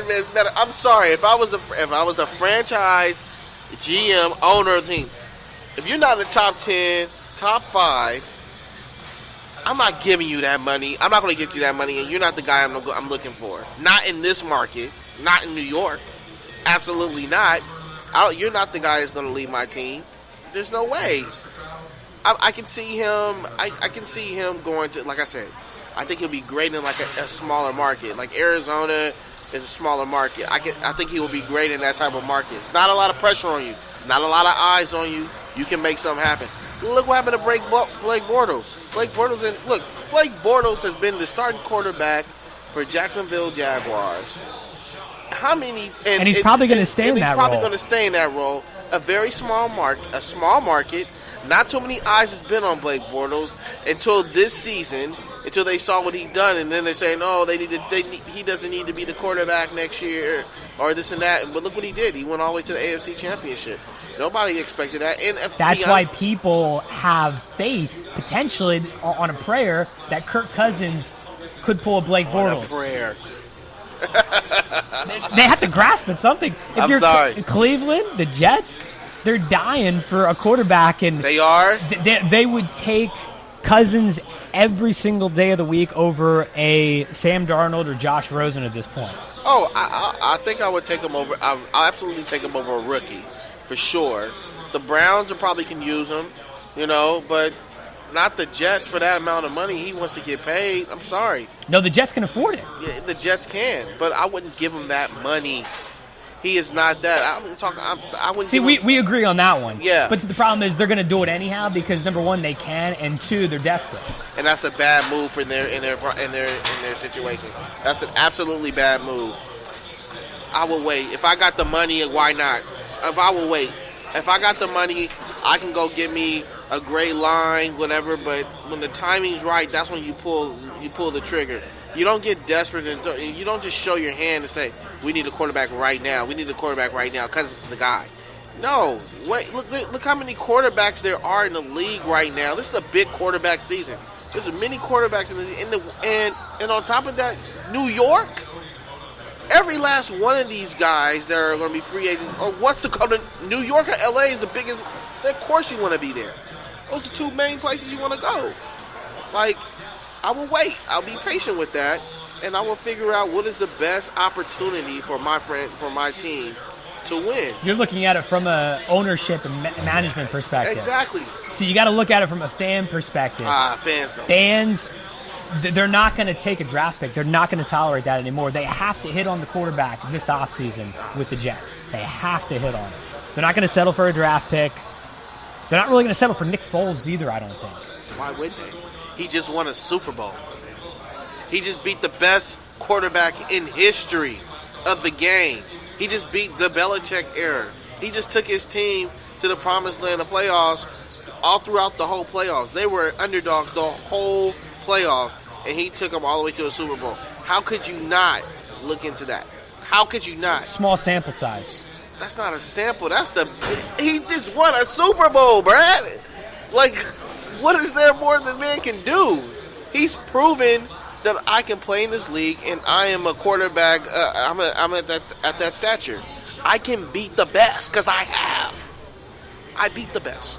See, with him, I buy into your Arizona predicament with Foles at Arizona, or he resigns with the Eagles. I think that makes sense. I don't think so. I don't think he resigns with the Eagles. The simple fact that they might need him to with Wentz. Personally, I wouldn't sign with the Eagles if I just won a Super Bowl. I need to start. I'm at the back end of my career. Why do I want to be a backup? And I just won a Super Bowl, and I took you to the promised land. No way. I want to go get my money, and I want to be a face of the franchise before I retire. This is my second coming of the league. I was after. If he didn't make it this year, Nick Foles would probably been retired. I'm not playing next year. I'm good. And you're right. He has said that. Let's say he goes to Arizona, Foles to Arizona. To me, that leaves Minnesota and the Jets open for Cousins as one of the two possible landing destinations. Yep. I mean, Minnesota and the Jets. But now let's talk about Minnesota, though, then. Let's roll into that, because with the quarterback situation going on there. Casey Keenum, Sam Bradford, Teddy Bridgewater, and then you got Kirk Cousins. I'll say this: Teddy Bridgewater will be a backup. Where if he stays in the Vikings, and the Vikings sign someone like Kirk Cousins or stay with Casey Keenum, Teddy Bridgewater will be the backup. I think that was. I can see that. I can see that. But there's also a story. Jay Cutler, Miami. He's done. He's done. This is South Beach. Is a nice place to go. I can see Teddy Bridgewater going home. Also, he's from Miami. That'd be an interesting fit. They have to figure out what they're going to do with Tannehill. Yeah. That's the thing. Miami is married to Tannehill. That's the problem with the contract. And we don't know if he's going to be fully 100% healthy coming back from the ACL in week 1. So that's the biggest problem with them is Tannehill with the injury history. And Jay Cutler wants to play. He still wants to play? He still wants to play. Well, I mean, I thought after he broke a couple ribs last year that he was hoping he couldn't wait to get back into the press box. His wife, Kristen Cavallari, doesn't want him playing, but Jay Cutler wants to play still. He's done. He can't play anymore. That'll be interesting to see him play again. He'll probably go to the Browns or something. I don't think his wife would tolerate that. I think she wants to stay in South Beach. She's not. No way. He doesn't want to go to the Browns. He's going to get killed. If he wants to play. If Tannehill, they have one good offensive lineman. It's really going to be tough that's going to be a tough decision for that organization, what they want to do with quarterbacks. Cleveland. Yeah, I'm going to say, not Cleveland, I'm going to say Miami. Miami. If Tannehill and Jay Cutler, I don't think is the guy that just wants to be sitting behind the bench. You don't want that. So they'll probably have to give him up or trade him, if the case may be. And then he's going to be a tough guy to trade because I don't know how many people will want Jay Cutler. See, I think it's to me, the end of the road is Miami for him. Either he comes back next year and starts the season because Tannehill's not ready to begin it with coming off the injury, or, he just rides it out as long as he can with them. But I don't see him going anywhere else at this point. Why should he? I mean, yeah, South Beach is a great place. If he wants to continue playing, though, you got to go to a lower tier franchise team, to me. He's not doing that. But can you imagine Jay Cutler all of a sudden starting for the New York Jets? No. Could you imagine? I don't know. Anything's possible. I'm not so sure. Anything's possible because I didn't understand the move of him even being a broadcaster, to be honest with you. And then he was there, and then he must got a great agent. Next thing you know, he's in Miami starting. Would he be better than Romo in the press box? Oh, absolutely not. Romo did a great job. He started out a little slow, rocky, but it picked up. Then he got a little got issue. good. Then he had a little issue with Deion Sanders. Deion had to put him back in his place, But Romo did a great job this year. I'll give it to him. Yeah, he did do good. We have no idea how Cutler would do it. I don't think we have any kind of sample size of broadcasting perspective of how he would do. But honestly, he'd probably be better in that role now versus going back and playing for the Dolphins at quarterback again next season. I just don't see it. I don't see him playing anymore going forward into the new season in 2018. I just think he's done. There's nothing else for him to do as far as he's not going to reinvent himself at this point in time. Yeah. If he was going to do that, he was going to do that in Miami last year under Adam Gase, who he was with in Chicago. Yeah. Or excuse me, I think he was with in Denver too. Denver. Mm-hmm. So it's I think that ship has somewhat sailed at this point in time. Yeah, it probably has. But again, back to the four quarterbacks that are still available: Cousins and Bridgewater, Sam Bradford, and Casey Keenum. I mean, out of those bunch right there, I mean, Kirk Cousins has the brand name, but the best right now, you got to go with Casey Keenum. Yeah, I mean, you're right. He did lead them to the NFC Championship game, although that loss, I think, leaves a bad taste in some executives' mouth. I think some people in some front offices will be hesitant to sign him if he doesn't re-up in Minnesota because of that. But, yeah, you're right. You have to go with him because I think Bradford's the odd man out.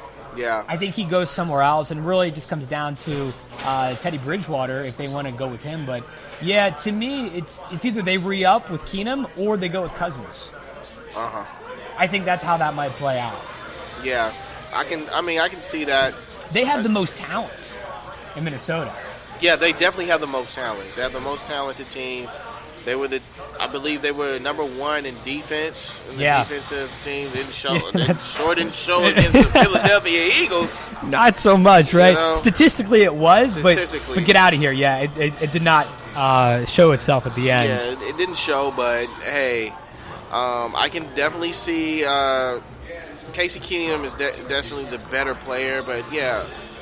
Kirk Cousins is a household name. The Kirk Cousins, his name alone is a household name. So, it's going to be tough. I'll say this: if the New York Jets want to win, then I think they go with a better quality quarterback. But if they want the brand name and put fans in the stands, then yeah, they'll probably go with Kirk Cousins. I think the Jets will be willing to do that because they can pony up the most money. Out of them or Minnesota, they would be able to do so. That's the thing is there's no excuses for the Jets not to sign a quarterback like him and not to pay him the money because the fans they're not going to have it at this point. They have, like I said, they have to hit on a quarterback this offseason if you are the New York Jets. Has to happen. Totally agree.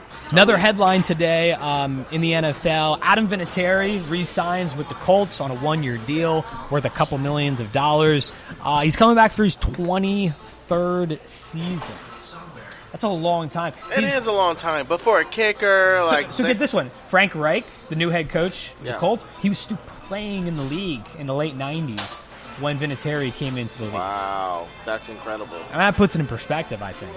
I know, right? That's incredible. But again, I think the kickers, if you can kick well, I mean, they have the longest, I think, career in playing than any position there is in the NFL. So next to the GMs, if we want to use them, you know. But we all know sometimes they're there for a little bit too long. Yeah, right. But I mean, look, Adam Vinatieri is still. You know what's interesting? And he's 20. He's the 23rd. It's his 23rd season, but he's also probably still one of the best kickers in the league. One of the best kickers in history. I mean, he's still known famously for kicking that field goal to take the Patriots to the promised land. Remember that? Of course. Yeah, exactly. Multiple times. Saving them multiple times. And he's still one of the most accurate kickers in the league. Next to, like, Justin Tucker. Tucker. Yeah, he's right up there. Yep. Very quietly at the end here, he's been very consistent. Yes. So, to me, you know, Adam Vinatieri, and I'll tell you this. I'll say this. In the fantasy league, Adam Vinatieri is probably one of the top ones everybody selects anyway. Because he's his most accurate kicker. So, hey, if the leg is still strong and he can still kick 40, 50 yards, 45, 50 yards out, that's all good. The interesting thing is this. Going to the Colts, you know what else saved his career? The fact that Peyton Manning always put that ball within the 30, 25-yard line all the time when he was with the Colts. So it's going to be interesting what they do with quarterback, because if not, he's going to be short kicking a long 60, 50-yard field goals all the time, and that's a lot of wear and tear on your leg. You know, that's so true. They got it up in short range. They gotta get a good quarterback in there that's going to be able to get in that range to keep him there a little longer. I mean, 30-40, that's going to drive him about 30, 40 yards, you know, inside, and it'll be easy kicks for him. But anything outside of that, and they don't get those kicking. He's kicking 65 yards, or 50-yarders, and things like that throughout the whole season. That's a lot of wear and tear on your leg, man. So. And, you know, we talked about a kicker and how they can have longevity more so than other athletes in sports, but still, I mean, 23 years, it just gets you thinking about different athletes from across all of sports who have played at least 20 years or more, and how difficult that is to do. And you just think of Nolan Ryan always comes to mind for me, number one, who played, I mean, he talked a lot of years into his into the late 20s. As far as playing, I mean, that always sticks out, number one. You look through the history of the NBA, obviously Kobe played 20 years, Kareem did as well. Dirk is in his 20th season down in Dallas. Garnett played 21 years. I think this is Dirk's last year. Yeah, I'm thinking so too, actually. Yeah, it looks like it is definitely towards the end. It's coming down towards the end for him. Yeah. You know, you look at the let me ask you this. Players that go 23, 20 years, are they deserving of a Kobe tour? I think it depends if you've had success. I mean, yeah, if you win 5 championships. Okay, is Adam Vinatieri deserving of a Adam Vinatieri tour? No, because it's not a sexy position. It never has been, the kicker. Is Dirk Nowitzki deserving of a tour? I think so, because you can make the case he's been one of the greatest players in the history of the NBA Greatest from Euro. Europe. One of the best Euros to ever come out of Europe. Yes. Plus, the NBA is, it's more up close and personal with fans. And he changed the game. He has changed the game. He has. He's changed the game. But for kickers, no, it's just, it's always been the case. It's just not a position. You don't play it all the time. You're not on the field for every snap. It's not, but Adam Vinatieri is on the field a lot. He is. And he's going to go down as one of the best kickers in history. Oh, yeah, don't get me wrong. It's super impressive. I mean, to play that long in any position in any sport is, and to be as successful as he has been. But as far as like a tour, per se, I see that more so for a guy like Nowitzki. More NBA, more Major League Baseball. It's a little different in football. Mm-hmm. It's a little bit different. I mean, even for Peyton Manning, I don't know, would you really say he had a farewell tour his last year in Denver? Yeah, but it's weird because he's coming from the Denver Broncos. If he was with the Colts, then I think they should have gave him the tour, even though the Colts did him wrong. I still say the Colts did him wrong. How'd they do him wrong? Dude, you didn't stay with him the whole time? I mean, look, they went to Andrew Luck as their quarterback. They should have sent off Peyton Manning the right way. How about this? How about Peyton Manning threw this in your face? You trade me. I went to Denver and won a Super Bowl. Well, yeah, I mean, obviously he's never going to let them live that one down, but at the time when they released him, we didn't even know if Peyton would play again, ever. After the neck surgery, we didn't know. Yeah, but they kind of just let him go. They didn't have that. I'm sure that whole thing, that whole situation, that whole scenario, he's one of the best quarterbacks to ever play the game. Those are one of the things where you just don't get rid of even there. You're like, look, it's either this. It's either retire or you're going to play another season or what's going on. That's the conversation that needs to be had, because we're not going to just trade you away because of his talent alone, what he can do. They just let him go and let him sign with the Denver Broncos, and then they won a Super Bowl. Right? Am I right? I mean, they did, but again, they forget about playing. They didn't even know if he would be able to, have the use of some of his, extremities. I mean, as far as the everyday quality of life goes, we didn't know at that current point in time, back in 2011, 2012, if he would be able to, have a good quality life, let alone play football again. Well, he sure had a great quality of life that year. He won a Super Bowl and was the MVP. No, was it Von Miller? Von Miller was the MVP. Von Miller took the MVP, but he was a shell of himself, to be honest, in that final season. Yeah. It was more so, the record year where they put up historical offensive numbers back in, the year they went to the Super Bowl against Seattle. Yeah. That was the year where, obviously, he fully recovered and just put up historic numbers, so... But you're right. At the end, obviously, he will always have, the feather in his cap that he did win away from Indy and Denver at the end. But I don't think you can blame the Colts, just because you didn't know at that point in time. They were looking towards the future. They were looking towards Andrew Luck. You don't know, just like they didn't know Andrew Luck would have injury problems. Yeah. Well, I'll just say this. I'll say there's a great, Adam Vinatieri is going to be a great player. He's going to go down as one of the best kickers in history, possibly a Hall of Fame, can we say? Vinatieri? Oh, yeah, for sure. All the points he scored? Yeah. All the points, you got to give him in the Hall of Fame. And I think this could be possibly his last year, for sure. I would think so. The Patriots should have signed him. Jeez, Gronkowski upsetting field goals. I would have signed Vinatieri quick. He's an accurate kicker. I would have signed him. He has been. Gostowski, I believe, is still under contract in New England. But, yeah, it's got to be his last year.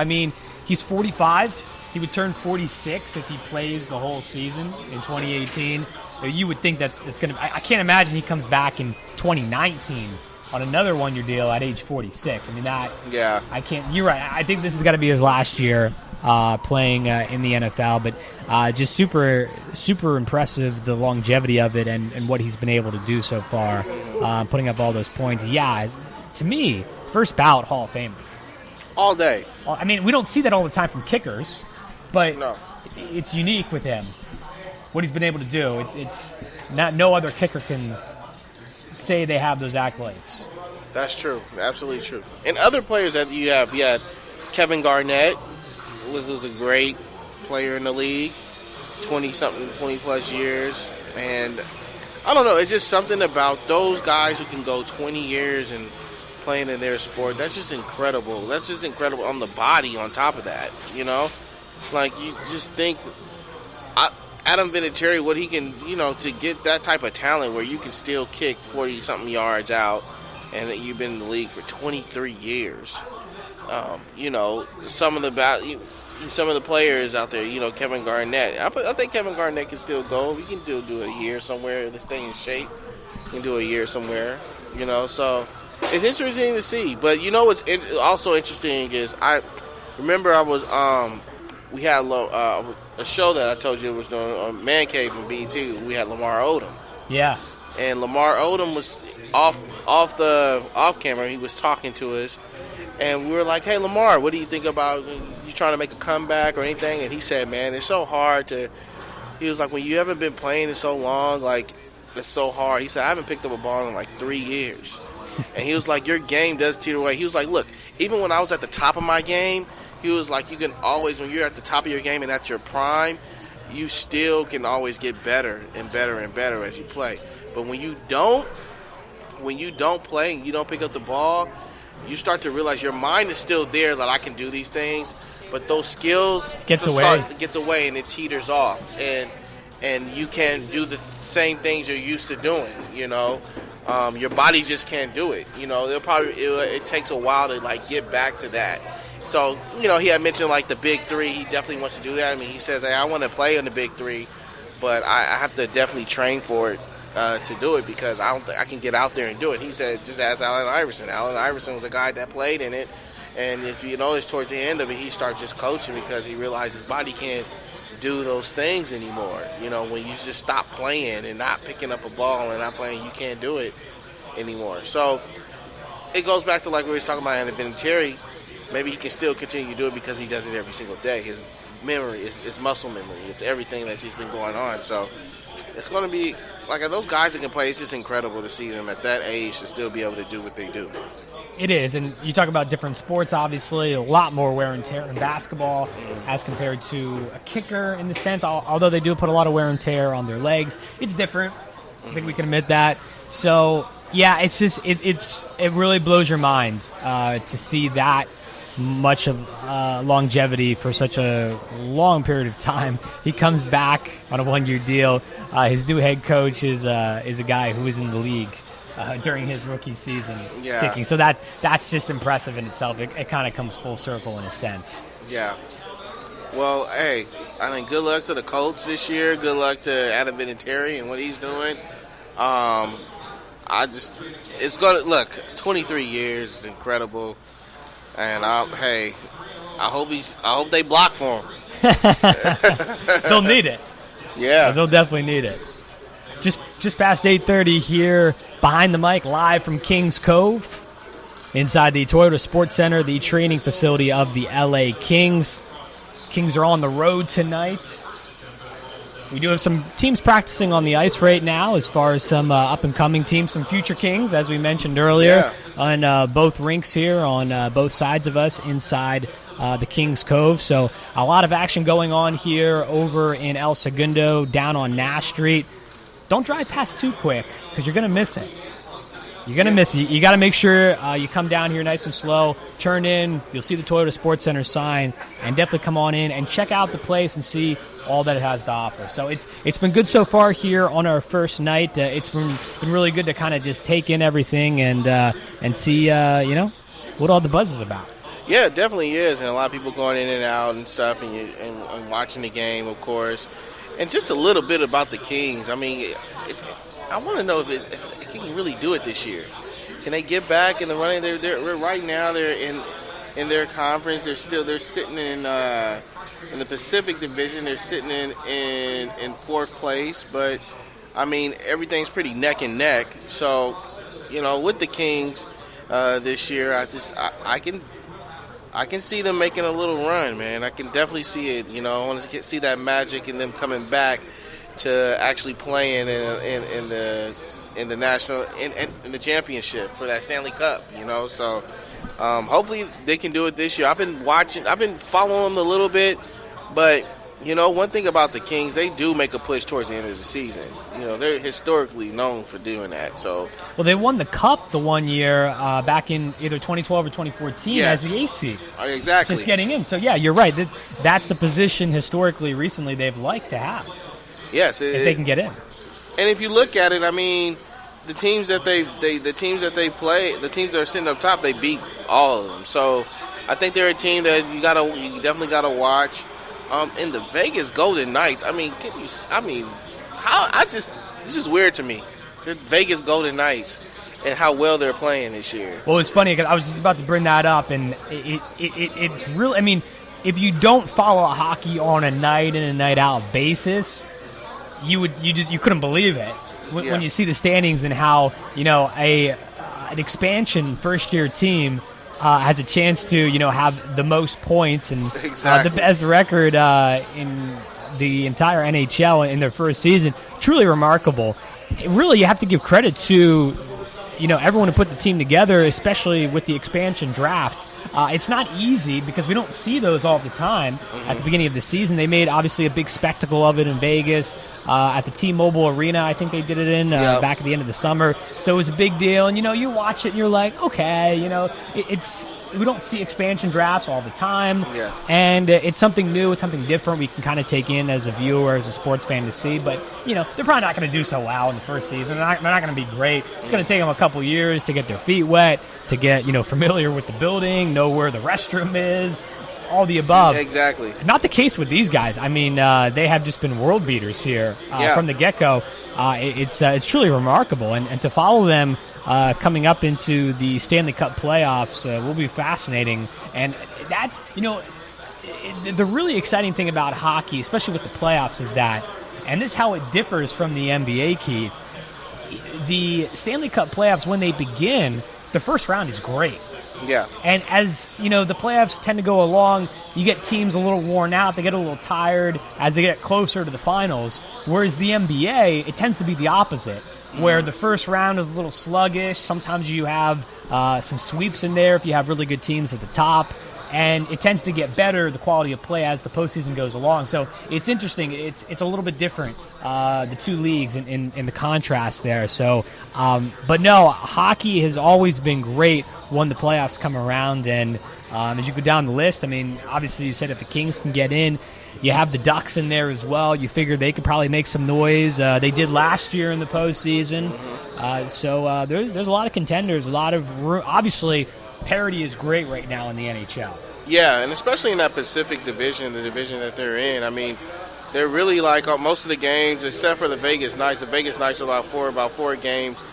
San Jose is about 4 games away from getting close to Vegas for that first place seed. But everything else is pretty like neck and neck. So, it's going to be interesting to see like how they all play out and how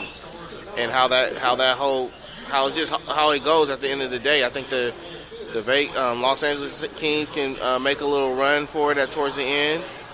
They will definitely do, and I'm assuming they'll definitely do that for sure. And then you got it's great to see for the city, Anaheim and Los Angeles. They both get in. That's going to be a great duo. And then to see if they even meet up with each other, that's awesome. I was hoping for that last year. It was close. It didn't. It was close to happening. It did not pan out, but yeah, exactly. I mean, that would be must-watch TV, especially locally, obviously here in the LA market. Mm-hmm. Yeah. It could happen. I mean, like I said, it's so many of these teams are so close right down through the list, not only in the West, but as you take a look in the East as well, with Tampa Bay at the top. You have Boston, who's always competitive. The Capitals, Washington, who, with Ovechkin, for years now have been trying to break through. There's a lot of great storylines. Pittsburgh, can they continue their winning ways as they've been? Hey, they're right there in the mix. They can definitely do it. A team that's also a defending champion team. You got to really watch them, and it's very hard to go back and defend your crown. Especially Always. It's very hard to do that. But I mean, if they're sitting right there in the mix, you gotta think that they can do it. So it's going to be interesting to see. It's interesting to pan out to see how they pan out this year, and I know hockey is an exciting time for a lot of people. It's getting towards the end now, so it's going to be interesting how that playoff run goes. 40 past the hour here inside Kings Cove. We go to the top of the hour, 9 o'clock Pacific time. Brad and Keith hanging out behind the mic. We'll step aside for a little break. We'll come back on the other side, go into our final segment, kind of wrap up some of the top stories in the day of sports as we roll along here on this Thursday evening. Back with more after this. What is us? Us is a foundation. Us is the future. Us is a bond. But right now, that bond is fraying, and we need a place that could make it whole. From diabetes prevention to safety around water. The Y fills the gaps and bridges our divides. But they can't do it without us. Donate today. Because where there's a Y, there's an us. Read by members of the Y. The Y, for a better us. Dave, what are you doing? Just sending a gift to Dave 2037. Who? Me in the future. I save a little money from every paycheck as a gift to Dave 2037, so he can spend it on things like anti-gravity boots or a hologram Doberman. Something cool like that. I think Dave 2037 deserves it. He worked hard. What are you getting Steve 2037? I guess I was thinking Steve 2037 would just fend for himself. Well, all right, but don't expect to be borrowing my anti-gravity boots. You want to have money in your future? You got to start saving now.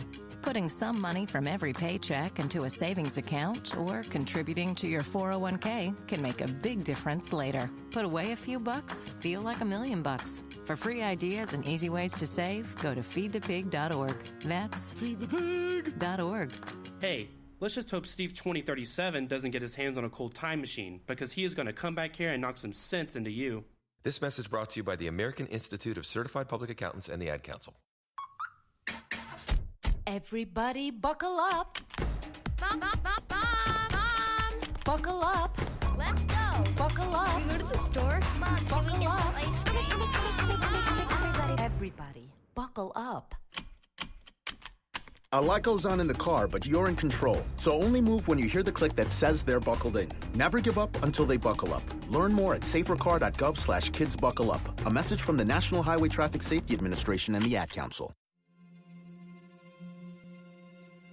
We're here early before they wake up. We stay late. We stay informed. We invest in the latest technology.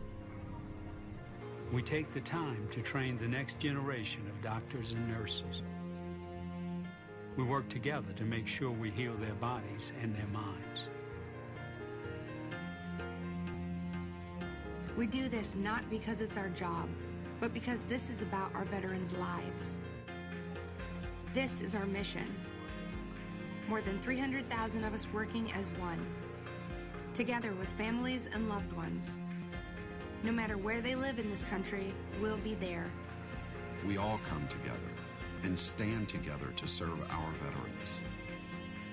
We stand strong, united. Stand with us in caring for our veterans. Dave, what are you doing? Just sending a gift to Dave 2037. Who? Me in the future. I save a little money from every paycheck as a gift to Dave 2037, so he can spend it on things like anti-gravity boots or a hologram Doberman, something cool like that. I think Dave 2037 deserves it. He worked hard. What are you getting Steve 2037? I guess I was thinking Steve 2037 would just fend for himself. Well, all right, but don't expect to be borrowing my anti-gravity boots. You want to have money in your future? You got to start saving now. Putting some money from every paycheck into a savings account or contributing to your 401k can make a big difference later. Put away a few bucks, feel like $1 million. For free ideas and easy ways to save, go to feedthepig.org. That's feedthepig.org. Hey, let's just hope Steve 2037 doesn't get his hands on a cold time machine, because he is going to come back here and knock some sense into you. This message brought to you by the American Institute of Certified Public Accountants and the Ad Council. This is Behind the Mic with Brad Dalius.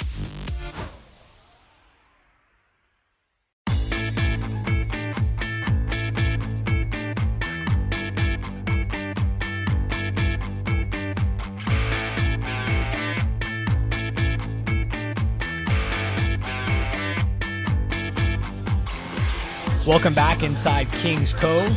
Brad and Keith hanging out. Final segment of the show coming up here this evening. Download the Behind the Mic app if you haven't already done so on your smartphone today. You can always check out the show online. Our web stream, BehindTheMicShow.com. Little NBA action now. The Cavs fell tonight at home to the Wizards, 110-103. LeBron, big dunk tonight in the loss. He came out flying out of the gates here, the second half of the season, kicking off tonight for a lot of different teams across the association. I mentioned earlier the Lakers get back on the hardwood tomorrow night against the Mavericks. But no, you have also the Warriors in action tonight, Keith. They're taking on the Clippers right now. They're dominating the Clippers at halftime. That game on TNT. So, second half underway. It is. To touch on first the Golden State Warriors, they kind of teetered off. Steve Kerr was a little bit upset at the fact that, they weren't playing the way Golden State typically plays, and he thought the team was a little tired and things like that. They had to break, and now you can see them. They're really putting on that gas pedal, and they're starting to roll. I think they really is important that they get that number one seed is what they want. I don't think they necessarily need to have it because I think that there's no team in the Western Conference that can beat them in a 7-game series. However, you're going to really start to see them peak is what we're starting to see now. You know, they turn on the gas. They're back in action. They're starting to play ball the way they know how to play ball. And it's go time for them. You know, LeBron James on the other end. You know, LeBron definitely always tends to turn it on towards the end of the season. You see today he had 32 points. But again, it's going to show, like it's going to start to show that, look, are they the better? They're great. They're better than what they were. They're a better team than what they were the first half of the season with the trades and things like that.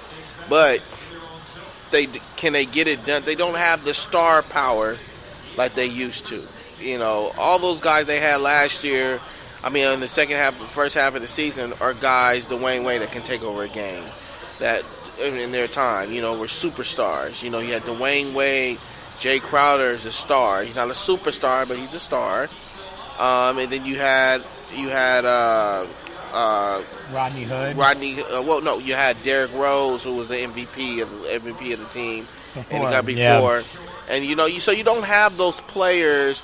And he had Isaiah Thomas, who was an MVP considerations as well, and last year, and can put up 20 plus. So you don't have those guys anymore. So LeBron's doing what LeBron can do. But he's got some good young players that can go. And but as you see, it took its toll. Bradley Beal, those guys took over towards the end of towards the end of the game. And what the word's going to be is like, look, let LeBron get off. Just don't let those other guys get off. Yeah. That's what it's going to be. And, you know, it's going to be when they get Kevin Love back, then you start to see, okay, now you get to see what the team's really about. I mean, J.R. Smith is not consistent. And that's been the whole thing about his whole career. Is him being consistent, and he's just not, you know. But I think they'll have a little bit more help with Kevin Love back in the lineup when he gets back from his broken thumb. But yeah, I mean, you start to see what happens, and then you got to think about Washington. What are they going to do with John Wall? I mean, Washington's winning without John Wall. John Wall may need to get rid of that. You know, like I said, he isn't liked. That's what's been reported, that he isn't liked by players, but.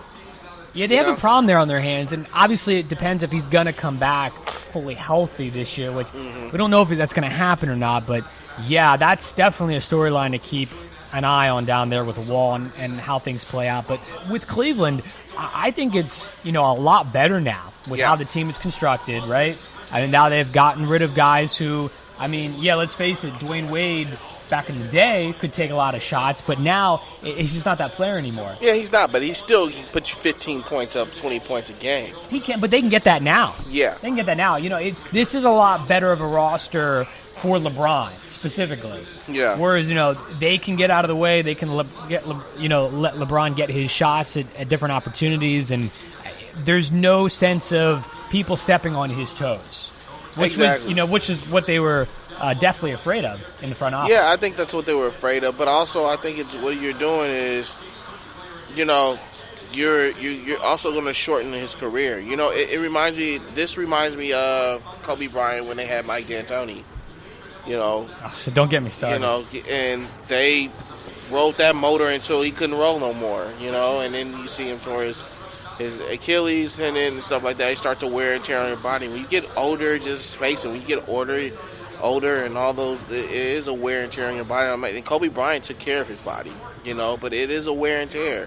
And LeBron's going to definitely have to do a lot more than what he wants. So that's the thing about having him in this situation that he is. If you want to keep him a little longer, you got to put a nucleus around. Now, they got players. I'm not saying they don't. They got Kevin Love who can definitely go, but also Kevin Love is a little older too. He's not the same as the younger Kevin Love.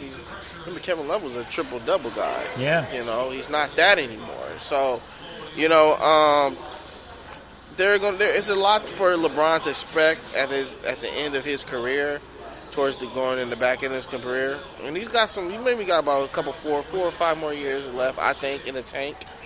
But it's going to be tough for them, I think, in a series. Not in a game, but in a series, it's going to be tough when they start getting into those the Torontos, the Boston Celtics, the Washington Wizards, which I said they got to watch out for. I think Washington Wizards are going to be good.